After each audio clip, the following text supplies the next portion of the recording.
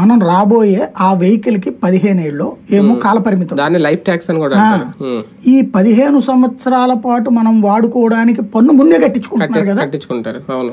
మరి మళ్ళీ road toll gate ఏంటండి? అది కూడా 18%.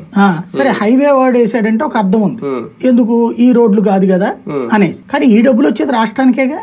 మరి ఈ డబ్బులు రాష్ట్రానికి వస్తున్నప్పుడు రాష్ట్రం మళ్ళీ మన దగ్గర రోడ్డుకి టోల్ గేట్లు వేస్తాము, గుంటలు పోర్చడానికి డబ్బులు లేవంటాం ఏంటి? నెంబర్ 1. నెంబర్ 2, సెస్ అని వేస్తున్నారు పెట్రోల్, రోడ్ ట్యాక్స్ అని వేస్తున్నారు, రోడ్డు సెస్ అని. మరి ఆ డబ్బులు ఏం చేస్తున్నారు? ఈ రెండు కలిపితే అసలు సింపుల్ కదా. కానీ ఇది అడిగేవాడెవడు, మాట్లాడేవాడెవడు, ఎంత వస్తుందో జగన్కి తెలియదా? అడగడం చేత కాదు, ఎందుకంటే తను చేయలేదుగా. తను చివరిలో చేసుకొచ్చాడు, రోడ్లు వేసాడు. ఇప్పుడు ఇక్కడ రోడ్లే వేయట్లా, ఇది ఇప్పుడు గుంటలు పూడుస్తున్నారు.